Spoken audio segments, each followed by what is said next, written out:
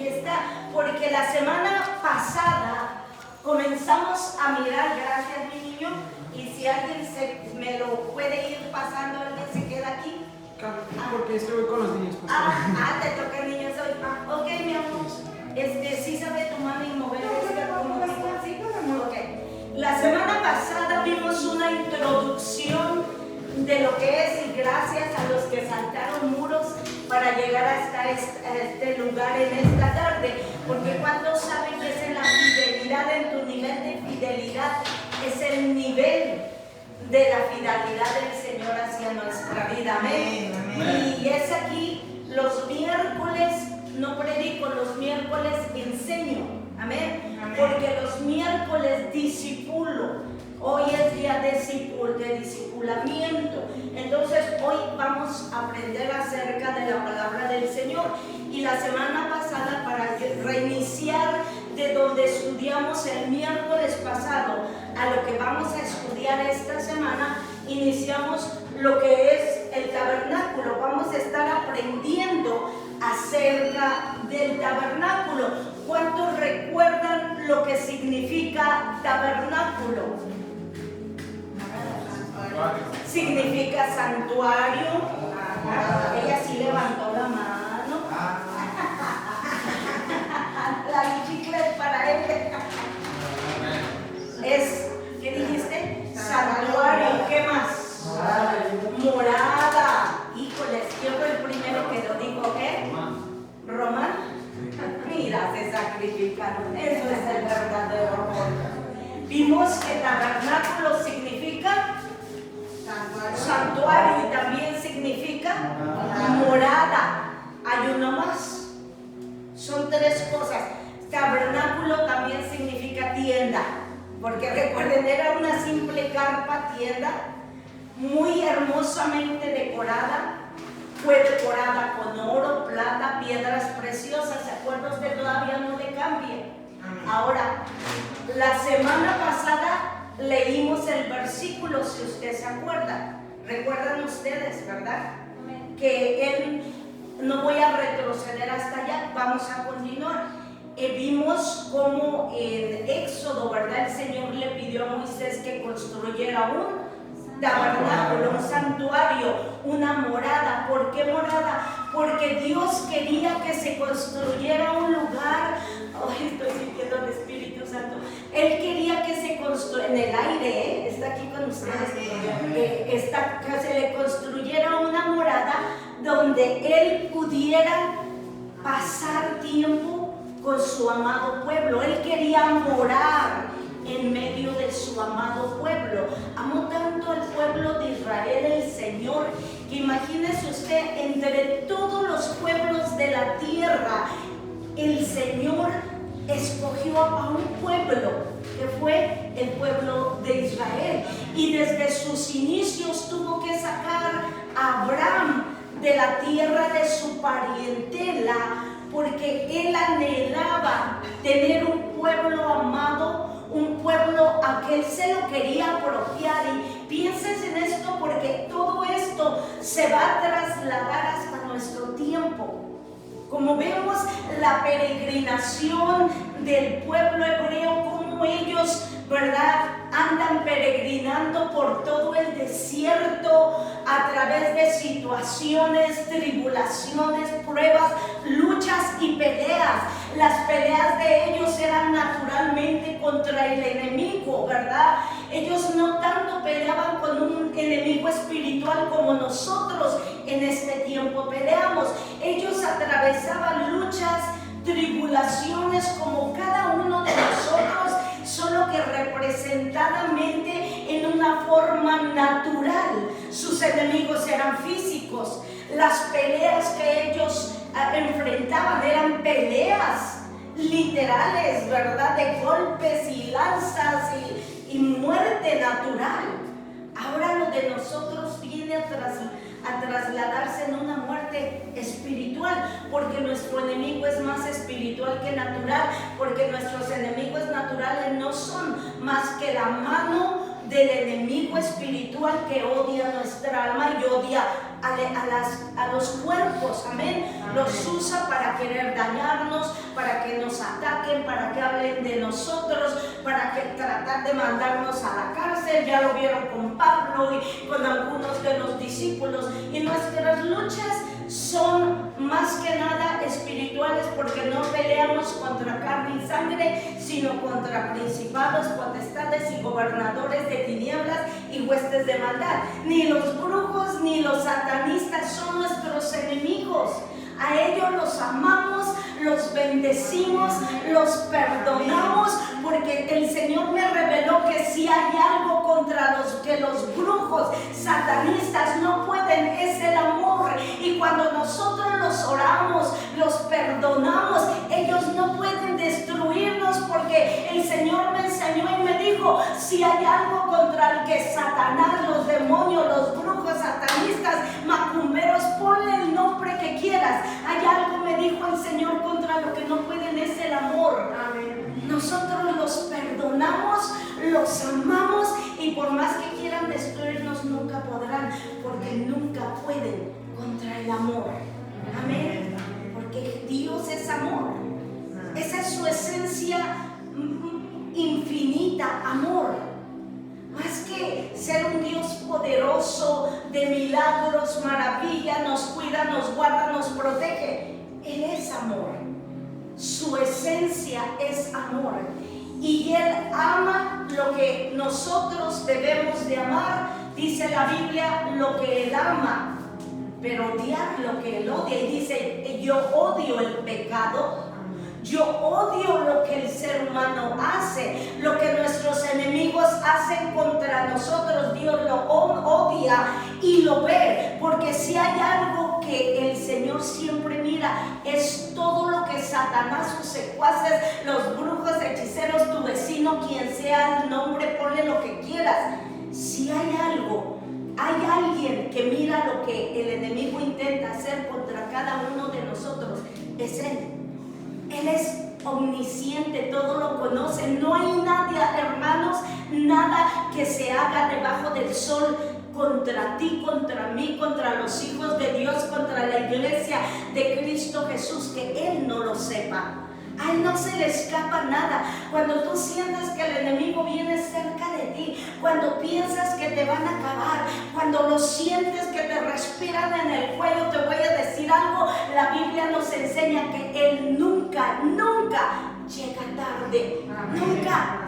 Cuando piensas que la montaña ya viene hacia abajo, el Señor dice: cree un poquito más, esfuérzate un poquito más, estira tu fe un poquito más. Y que el niño está ardiendo en calentura, estira tu fe un poquito más, como pasó el domingo, ¿verdad, mija? Pero Él nunca llega tarde. Y yo le dije a ella, cuando oré por ella, Dios me mostró que no iba a ser la sanidad aquí, sí o no, sino que iba a ser, el Señor me mostró más tardecito.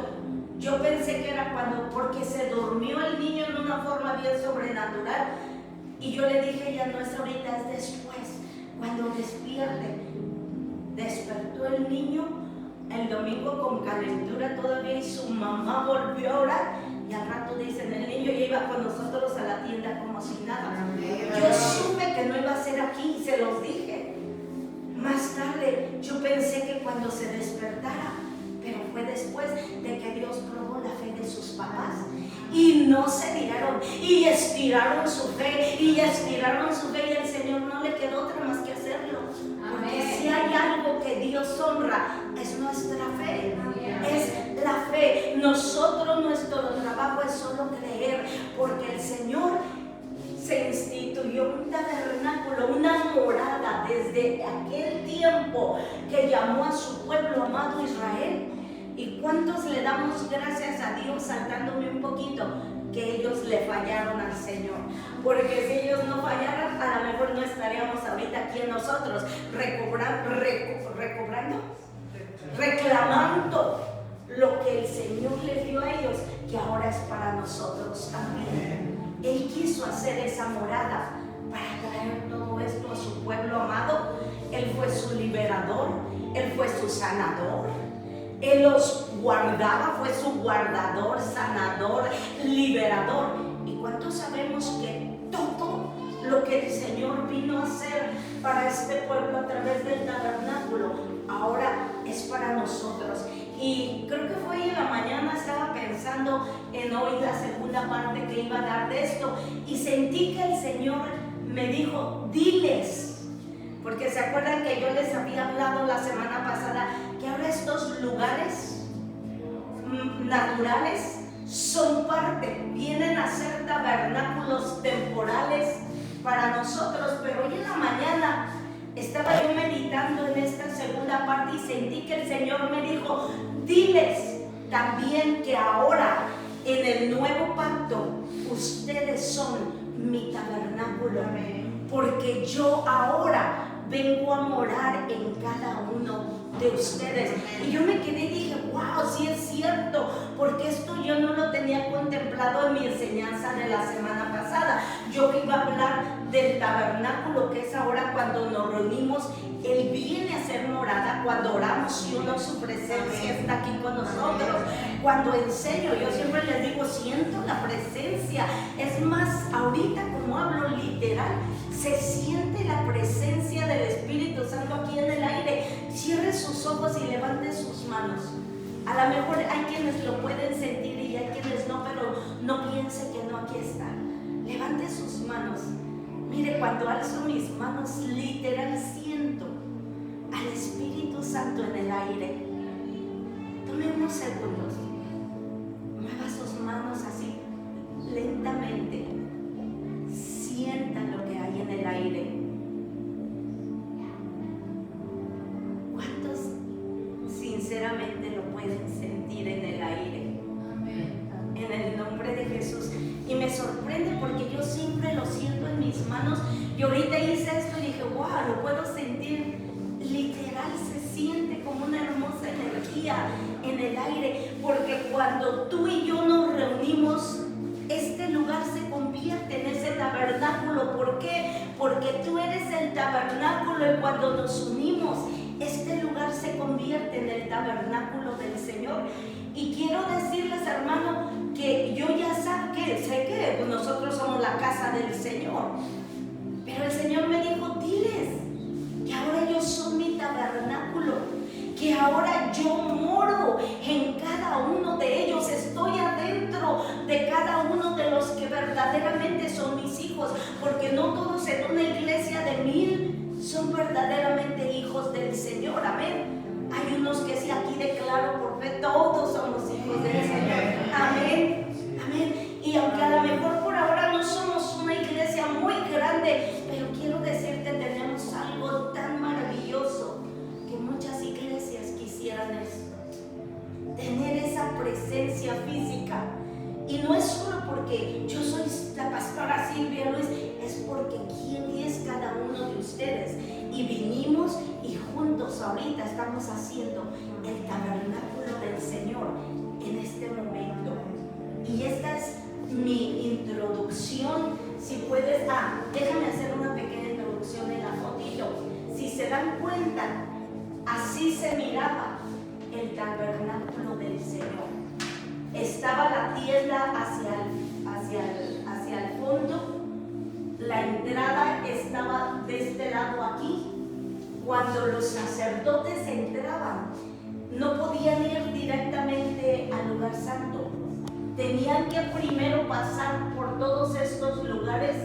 Tenían que pasar a hacer un sacrificio, quemar la carne y todo eso, luego ir al lavacro. Y vamos a ir viendo ahorita, por eso este material lo compré desde la semana pasada. Dije, quiero algo bien ilustrado para que quede la enseñanza bien clara a cada uno de ellos. Vamos a la siguiente, mi amor. Y yo iba a leer de acá, pero puedo ir leyéndoles desde aquí. Lo primero que vemos, ¿verdad? El tabernáculo, ya lo vieron en dónde está posicionado. Tras liberar a Israel, ya vimos que Egipto estableció un pacto con el pueblo en el monte Sinaí, que ya lo vimos, Éxodo 19:20. Este pacto no solo se refería a la liberación, sino también a la morada.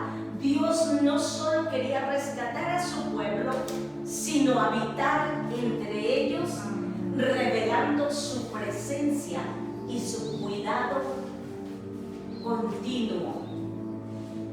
Y luego vemos aquí, ¿verdad? Dice, cuando dice la palabra del Señor, y me harán un santuario para que yo habite en medio de ellos. Aquí podemos ver que no usa la palabra tabernáculo, sino se usa la palabra santuario, que también sabemos que significa igual que tabernáculo.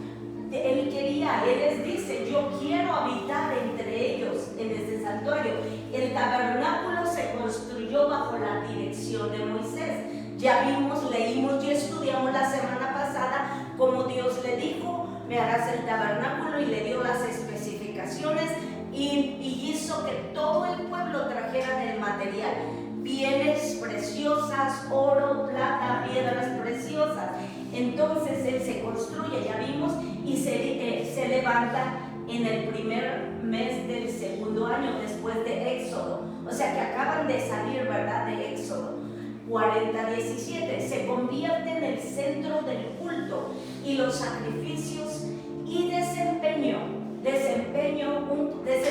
un papel crucial hasta el establecimiento del templo de Jerusalén. En otras palabras, levantaron un tabernáculo que era movible, era una tienda, se erigía, se quitaba, como cuando vamos a acampar, ¿verdad?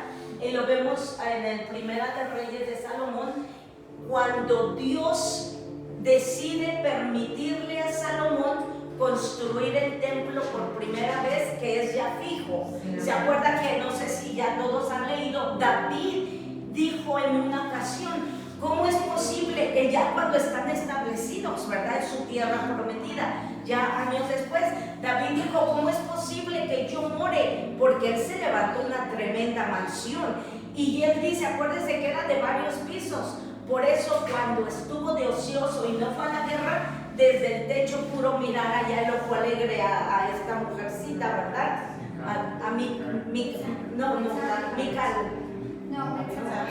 Betsabé, sí me dije. Micael fue otra, esa es otra historia.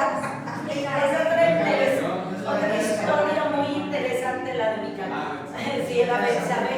Entonces era de varios pisos. Eso es cuando ya se establecen, dejan de ser nómadas.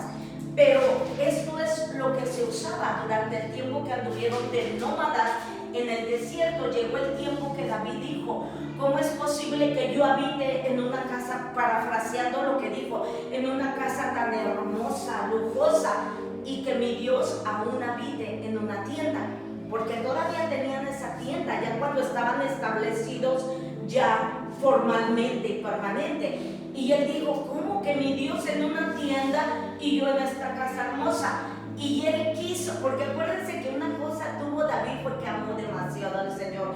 Y dentro de sus errores gravísimos que cometió como padre, como rey, como ser humano, dentro de todo eso, él tuvo un amor tan grande por el Señor, que eso fue lo que le ganó el corazón al Señor.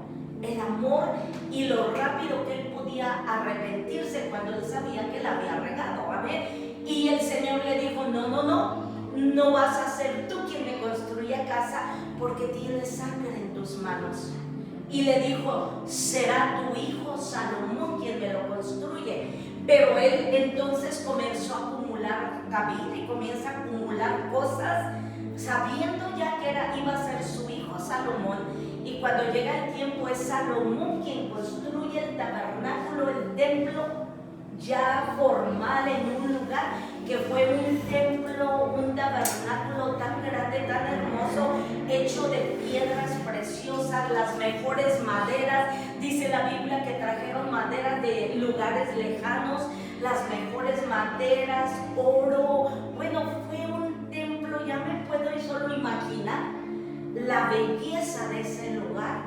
Todo era de oro, maderas de acacia, las maderas más caras, las piedras preciosas, muchas cosas recubiertas de oro, de plata. Era algo tan lujoso, elegante, que solo no podemos imaginar. Amén. Porque yo no creo que exista ahorita un templo tan hermoso como ese templo que le construyeron al Señor, que ya fue permanente y que fue fijo a la siguiente.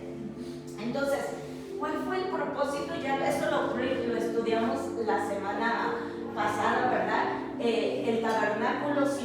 simboliza la morada de Dios. Eso ya lo estudiamos, no me voy a retener mucho ahí. Lo que sí quiero compartir es que también era el centro donde se reunían a hacer culto, la expiación de los pecados. ¿Qué significa? Allí iban para que se les perdonaran los pecados. Por eso llevaban su animalito, ¿verdad? Su sacrificio, el sacrificio que llevaban, ¿verdad? Un animalito. Allí era el lugar de expiación, era el lugar de gloria y santidad, porque allí se revelaba la gloria y la santidad de Dios. También era el centro del y señalando proféticamente a Jesucristo como la manifestación perfecta del plan redentor de Dios, que se ve en Éxodo 25:8 y lo vemos en Hebreos 8:5. ¿Alguien puede abrir Hebreos 8:5? Por favor, el que llegue ahí primero, dígame amén. Amén. ¿Puedes leerlo? Sí. Los cuales sirven a lo que es figura y sombra de las cosas celestiales, como se le advirtió a Moisés cuando iba a erigir el tabernáculo, diciéndole: mira, haz todas las cosas conforme al modelo que se te ha mostrado en el monte. Amén. Y vemos que ese fue un modelo, pero Dios en su infinita sabiduría, ¿ustedes creen que Él no sabía cómo iba a ser el pueblo de Dios y cómo había sido? Desde el día que le dijo a Moisés: yo me lo escabecho y te doy un pueblo nuevo, ¿sí o no? Porque ya sabía que era un pueblo de cabeza dura. Pero Moisés abogó, intercedió, y eso es lo que el poder de la oración y la intercesión. Cuando uno ora delante del Señor: Señor, por favor, mira, y Él oye. Él le dijo a Moisés: déjame, me lo echo y te doy un pueblo nuevo. Y él dijo: no, Señor, no. ¿Qué va a decir la gente que no tuviste el poder para sacarlos?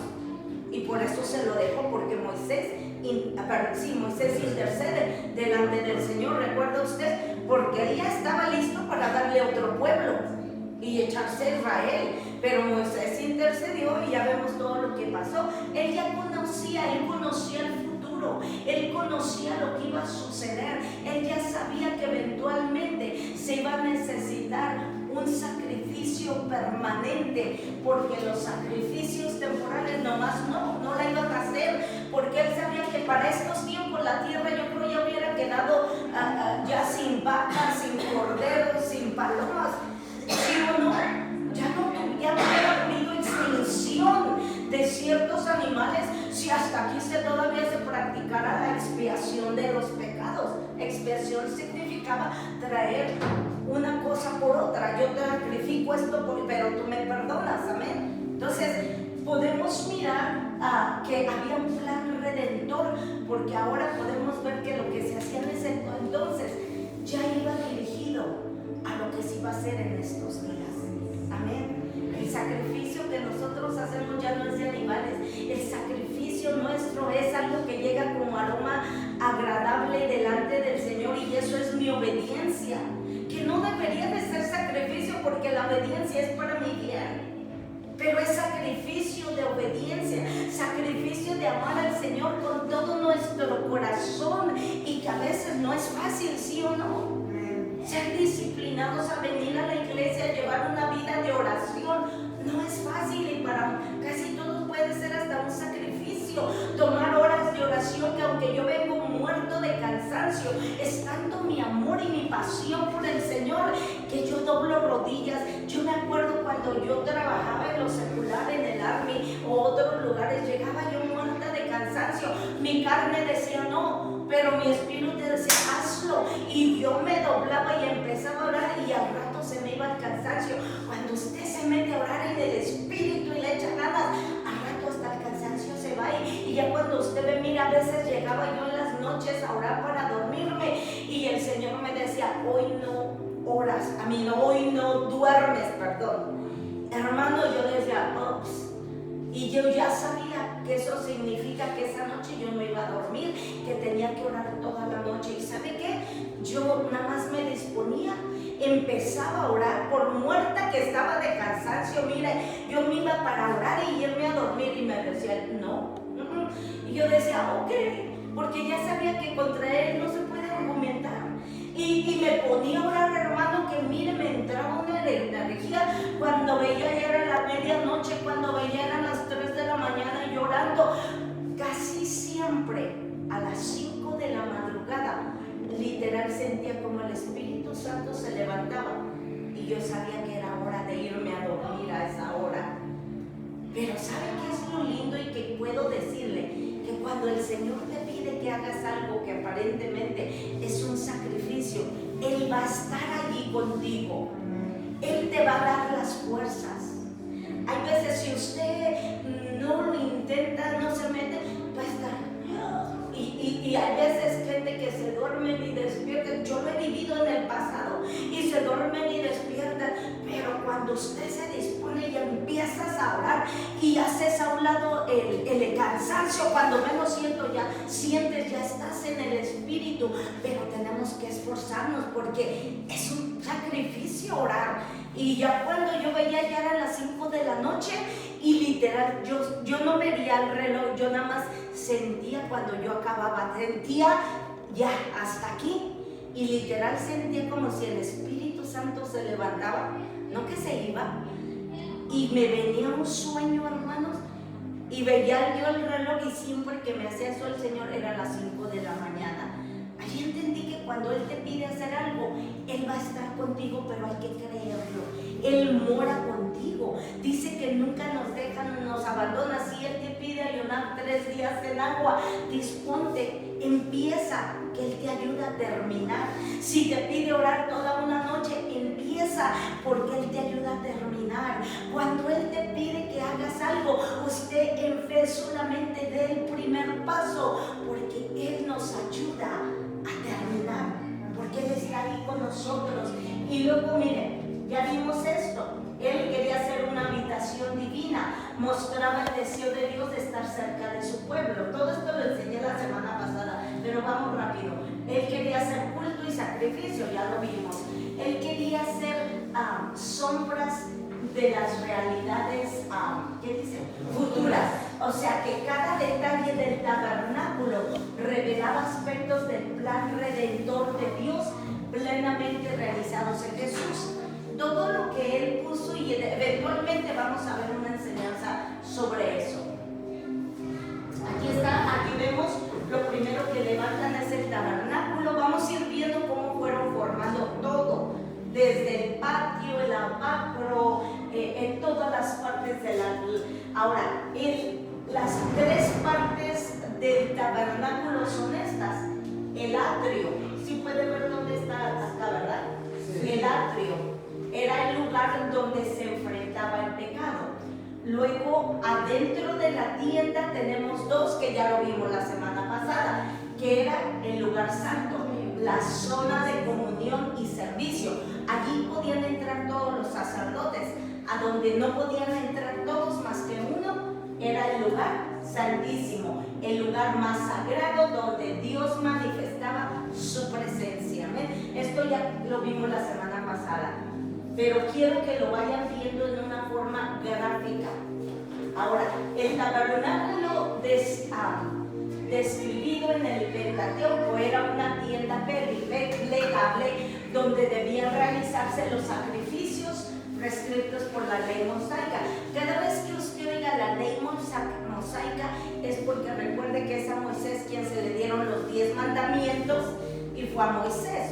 Por eso cuando oiga usted la ley mosaica estamos hablando de los mandamientos de Moisés, ¿verdad? Que originó a Moisés.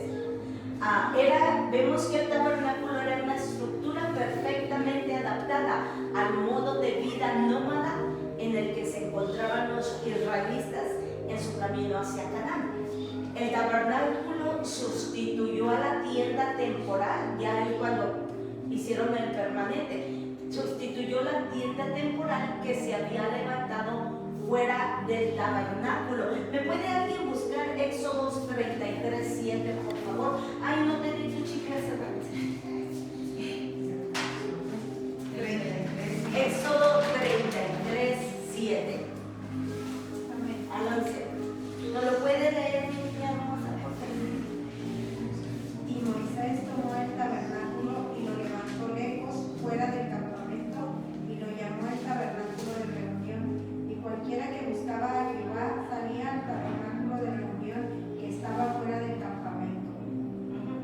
Originalmente el primer tabernáculo que se levanta fue construido fuera del tabernáculo, amén. Fuera del campamento, perdón. El tabernáculo lo tenían inicialmente afuera y ya después lo construyen, pero ya está dentro del campamento, amén. La que sigue, miren, así se va armando. Vimos la semana pasada lo que las pieles y todo, como el Señor las fue pidiendo. Aquí es lo que en esta clase quería que vieran la construcción. La semana pasada hablamos del significado espiritual y todo, pero ahora quiero que vayan viendo en lo natural cómo se fue construyendo. Aquí en esta imagen el proceso, cómo se fue montando el tabernáculo. Ellos se encargaban de desmontar, transportar y volver a montar esta estructura en cada lugar, y Dios era quien les indicaba: es tiempo de movernos. Yo digo, uy, qué tremendo, tener que desarmar parte por parte, y donde el Señor les dijera, aquí nos establecemos, sale a levantar. Yo pienso que lo primero que levantaban entre todos era el tabernáculo, ¿verdad? Porque era lo más sagrado para ellos, y volver a montar. Y aquí vemos, aunque el animal era inmolado, acuérdense que el Señor pidió pieles de animales, por el propio oferente, solo el sacerdote podía realizar los rituales en el altar y sobre el mobiliario sagrado. Y aquí se menciona el sacrificio. Tú llevabas tu oveja, pero el sacerdote era quien hacía el sacrificio. Y así, miren, se iba armando ciertas cosas, luego una piel, luego otra, como ustedes vieron las pieles que el Señor pidió la semana pasada. Así, ahora, el tabernáculo tenía varias restricciones de acceso al interior. El pueblo permanecía afuera del patio, o sea, y solo el oferente con su sacrificio pasaba por la puerta. Si ven esa cosa roja, la entrada era ahí. Entonces, solamente el que iba a hacer ofrenda, sacrificio, era el que entraba. Aquí está, llegando únicamente al altar de las ofrendas. Si ven eso del fuego, allí era el altar de las ofrendas quemadas. Allí el animal era sacrificado y su sangre era llevada solo por el sacerdote al tabernáculo, o sea, hacia adentro, al lugar santo. Ahí se hacía, tú ibas, llevabas, usted solo podía entrar al patio, ¿ok? Pero usted no podía entrar al lugar santo más que los sacerdotes. ¿Está conmigo? En cuanto a la parte más sagrada, el lugar santísimo, solo el sumo sacerdote solo podía entrar una vez al año, el día de la expiación. Y fíjese, algo que quiero que considere y se dé cuenta cuán bendecidos y agradecidos deberíamos de estar, que el gran sacerdote solamente entraba al lugar santísimo una vez al año. Esto quiere decir que la presencia de Dios solo se manifestaba para el pueblo una vez al año. Una vez al año. Nosotros ya no tenemos que esperar una vez al año para traer expiación y poder sentir la presencia del Señor a través de su Espíritu Santo. Ya no tenemos que traer animales. Ahorita Él está aquí con nosotros. Verdaderamente Él está aquí. ¿Cuántos literal pudieron sentirlo ahorita que les dije que cerraran? ¿Verdad que sí? Entonces, Él está aquí. Ellos tenían que esperar una vez al año para que el sumo sacerdote entrara y les trajera el mensaje que el Señor le había dado para el pueblo. Qué afortunados y bendecidos, y a veces no nos damos cuenta de la bendición, de la autoridad y del poder que se nos fue delegado gracias a que Jesús fue el último sacrificio, y ya no tenemos que entrar y esperar a ver qué nos dice el Señor. Amén. Lo que sigue. El patio del tabernáculo era todo esto. Miren, en el patio que rodeaba el tabernáculo estaban las cortinas de 2.5 metros de altura que limitaban una área aproximada de 50 metros por 25 metros, o sea que eran 50 metros de largo, 25 metros hacia allá. Esta valla estaba sostenida por 20 pilares todo alrededor, a cada lado más 10 pilares en la parte trasera y otros 10 pilares en la parte frontal. 1, 2, 3, 4, 5, 6, 7, 8, 9 y 10. 10 atrás y 20 pilares de largo. Amén. Qué tremendo. Qué lindo es aprender estas cosas, hermano. Ahora, seguimos adelante. Perdón, regresa un segundo. Sí, segundo. Podemos ver que allí todo el patio enfrente de la tienda, todo esto que nos marca la área morada, era el patio del tabernáculo, a donde la gente podía entrar. Adelante. Así está, mire, podemos ver el plano del tabernáculo. Aquí está la entrada. Después, esta es la puerta, ¿verdad? Lo primero que estaba a la entrada era el altar de bronce, donde se llevaban un palito de tambores por ahí que me presten.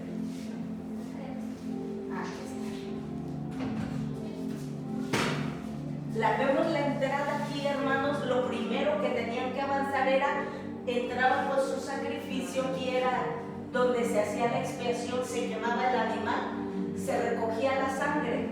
Luego aquí, en esta parte de aquí, es donde estaba lo que, aquí era el atrio, en esta área de aquí. Y ahorita vamos a ir viendo qué es cada una de las cosas. Aquí era, ¿qué dice? La fuente. Esto es como el lavacro. Una vez que ustedes hacían el sacrificio, aquí se tenían que lavar, ¿verdad? Se tenían que lavar los pies. ¿Se acuerda usted que cuando Jesús le dijo en el Nuevo Testamento que llegaron a la casa y criticaron a la mujer que le lavó los pies? ¿Se acuerda que le dijo, llegué a tu casa y no me lavaste? ¿No le ofrecieron agua para lavarse los pies? Y esta mujer con sus lágrimas me ha lavado los pies. ¿Por qué? Porque era una tradición desde el Viejo Testamento, desde que andaban deambulando. Ellos tenían que lavarse las manos y los pies con agua. Cuando usted llega, por eso se hizo una tradición, llegaba a la casa de un hebreo, le tenían que dar agua a los varones para que se lavaran los pies. Entonces es también la fuente, lo que se llama el lavabo. Y luego vemos que aquí entra, ¿verdad?, el primer velo para entrar al lugar santo. Del lado derecho ahí vemos la mesa de la proposición, donde tenían los panes de la proposición. Ahorita vamos a ir viendo, nos van a enseñar qué es cada cosa. Aquí era el candelario. ¿Conoce usted el candelario hebreo? ¿Candelario? Candelabro. El candelabro. Sí sabe que es así largo y lleva muchos, ¿verdad?, velas. Bueno, pues ese candelabro, ese candelabro es el que se encontraba aquí. Después teníamos el altar del incienso y ya adentro en el lugar santísimo, ¿verdad?, tenemos la arca del pacto. Todos sabemos lo que es el arca. Esa va a ser mi siguiente enseñanza y vamos a ir a ver las historias tan bonitas en la Biblia acerca del arca. Créanme que hay unas historias muy lindas, amén. Ahora, la arca del Señor para nosotros representa la presencia de Dios. Ellos tenían que cargar una arca literal, porque era el poder de Dios ahí. Quiero decirte, ahora en estos tiempos, nosotros como tabernáculo, el arca del Señor está en nosotros, es el Espíritu Santo, el poder de Dios, la presencia de Dios está en ti y está en mí. Qué tremendo, ¿no? Hermoso. Por eso vamos a ir viendo cómo todo esto se traslada después al Nuevo Testamento. El atrio, ¿verdad? Aquí está la tienda y vimos que entramos, lo primero que era el atrio. ¿Qué es el atrio? Débora, ¿me puedes leer, por favor? El atrio era la parte exterior del tabernáculo, rodeada de finas cortinas de lino, que delimitaba el espacio sagrado donde Dios se reunía con su pueblo. Este espacio simbolizaba el punto de partida del viaje espiritual, un lugar donde el pecado era confrontado y tratado. El atrio subrayaba la necesidad de purificación y reconciliación antes de cualquier acercamiento al Creador.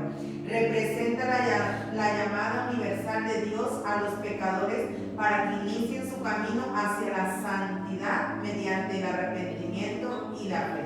Ajá, el que sigue. Ya vimos lo que es el atrio, después el altar del sacrificio donde se llevaba, ¿verdad?, la ofrenda o el sacrificio. Carlita, ¿lo puedes leer por mí si alcanzas a leer bien? Con esos lentes que te hizo el hermano, como no, ¿verdad? El altar del sacrificio, hecho de madera recubierta de bronce, era el lugar donde se ofrecían continuamente sacrificios al Señor. Situado a la entrada del tabernáculo, era el primer elemento que se encontraba a quienes buscaban la presencia divina. Este altar simboliza el sacrificio sustitutorio señalado directamente a Jesucristo, el Cordero de Dios que quitaba el pecado del mundo. Antes, aquí vemos, ya lo vimos en el diagrama, ¿verdad? Entrabas y lo primero que estaba era el altar. Ahora, a donde se llevaba todos los sacrificios, la expiación, que al final vino a representar el último sacrificio, que fue el Señor Jesucristo, ¿verdad? Lo que hizo por nosotros, ya lo leímos, el Cordero que quita el pecado del mundo, que lo vemos en Juan 1:29. No tenemos que ir ahí porque ya conocemos eso, ¿verdad? Que sí está en la Biblia, el Cordero que quita el pecado, que fue Jesús, ¿verdad? Entonces, el altar del sacrificio nos enseña que el camino hacia Dios pasa por el arrepentimiento, la expiación de pecado. Entonces, aquí básicamente es que la persona que entraba, venía a este lugar y cuando entraba, tenían que arrepentirse de sus pecados y entregar la expiación, o sea, el sacrificio. Amén. Nosotros, para poder llegar a Jesús, lo primero que tenemos que hacer para recibir la salvación, ¿qué es? Arrepentimiento de pecados. Ellos, cuando entraban venían a este lugar y tenían que entrar, vimos la puerta.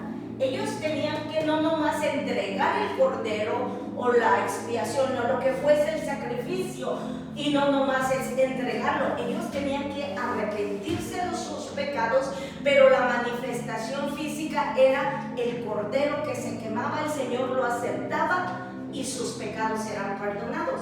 Nosotros, para recibir a Jesús y recibir vida eterna, también tenemos que es lo primero, si no, no recibimos salvación.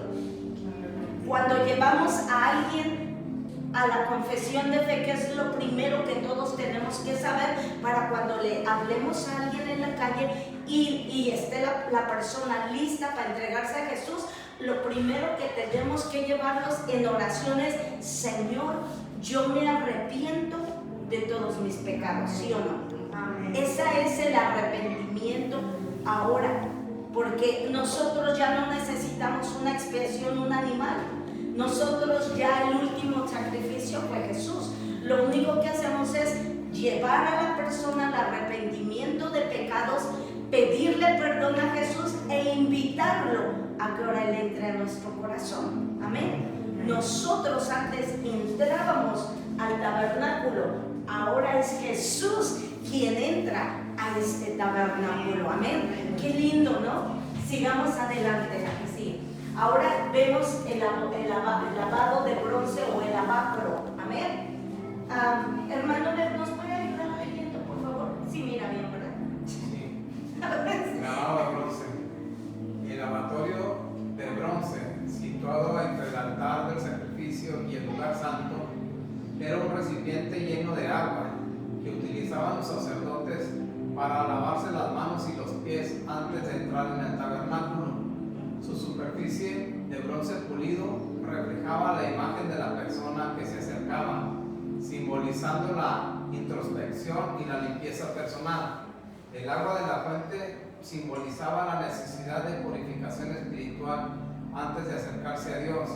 Esta purificación se refiere al lavamiento por la palabra, Efesios 5:26, que nos santifica y nos hace aptos para el servicio divino.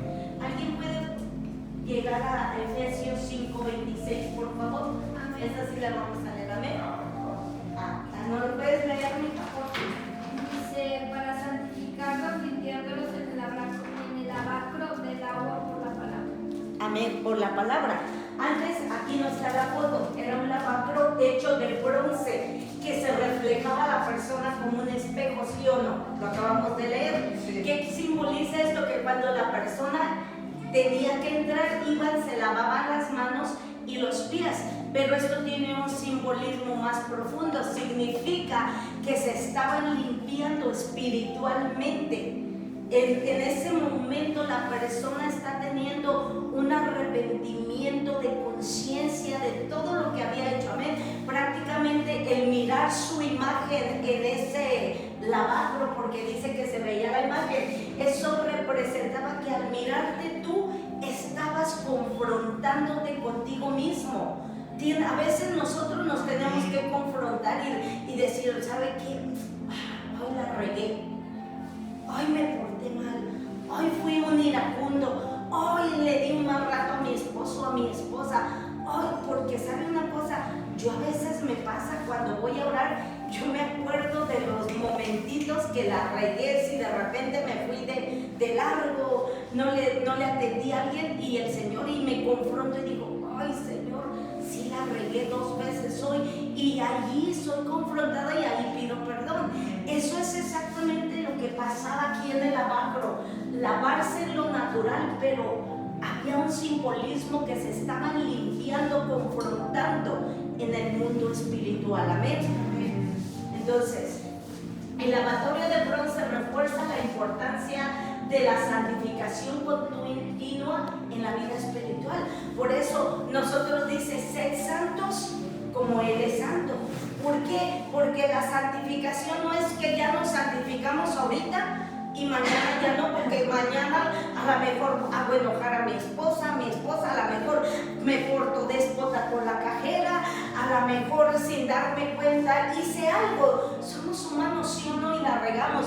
Eso no quiere decir que ya somos perfectos. Lo que quiere decir que cuando nos equivocamos, el Señor siempre va a traer convicción a nuestra vida. Si usted está lleno del Espíritu Santo, ¿a poco no le pasa que la regó? A lo mejor fue un momento, un déspota con su esposo, su esposa, su hijo, algo, y luego va y dice, ouch, ouch. ¿No les pasa?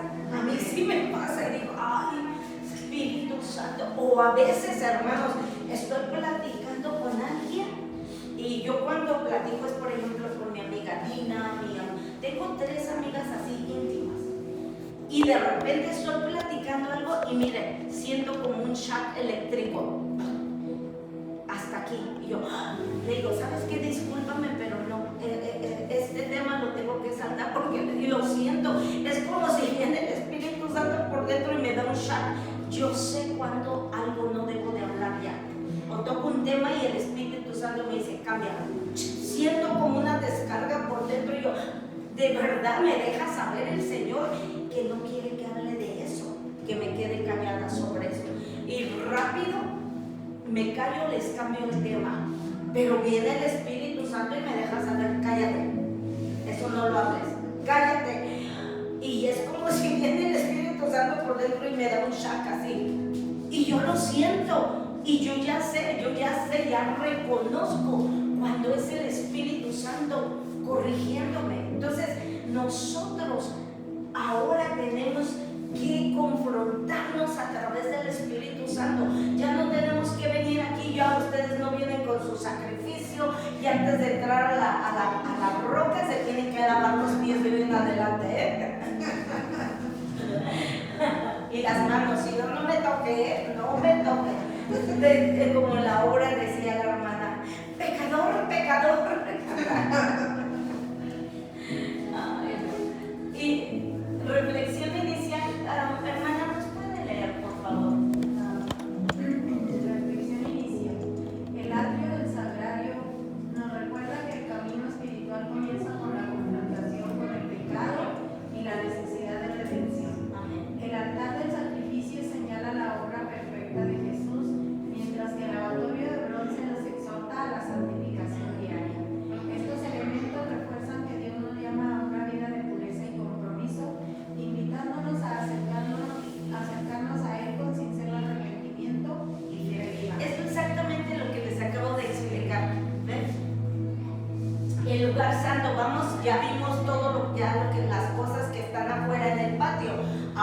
vamos a ver las cosas que están adentro en el lugar santo. Amén. Si alcanzas a leer desde allá, mira. Sí. Ah, El lugar santo. El lugar santo era la primera zona dentro del tabernáculo, separada del atrio por una cortina. Este entorno simbolizaba una creciente intimidad con Dios, marcando la transición hacia una relación más profunda y una vida dedicada al servicio y a la adoración. En el lugar santo los elementos señalaban distintos aspectos de la comunión con Dios y el sustento espiritual que Él ofrece a su pueblo. amén. ¿Sabe usted que esta, conforme el pueblo de Dios y los sacerdotes avanzaban, representa nuestra vida espiritual? Porque ya cuando usted viene a Cristo y ya después usted empieza a crecer, avanza en el servicio al Señor, empieza a servir, empieza a ser más fiel en la oración, a meterse, eso significa que usted ya está entrando al lugar santo. Ahora, en el lugar santo hay tres cosas que ya vimos: el altar del incienso, ¿verdad? Este es el altar del incienso. Me los cambiaron porque este es el candelabro dorado. Me los pusieron mal, ¿verdad? Sí. El altar de, mire qué bueno que sabemos, el altar del incienso es este, el candelabro de oro es este, y la mesa del pan de la feria, o bíblicamente el pan de la proposición también. Lo va a ver más usted como el pan de la proposición, ¿ok? Entonces, vamos adelante. Ahora, primero vemos que el candelabro era de oro puro, tenía 7 brazos. Son 7. Acuérdense que los números de Dios que usa mucho es el 7, 9 y 13. En la Biblia casi todo lo ves en 13, 9 o 7 sobre todo. 7 días, 7 meses, 7 años, amén.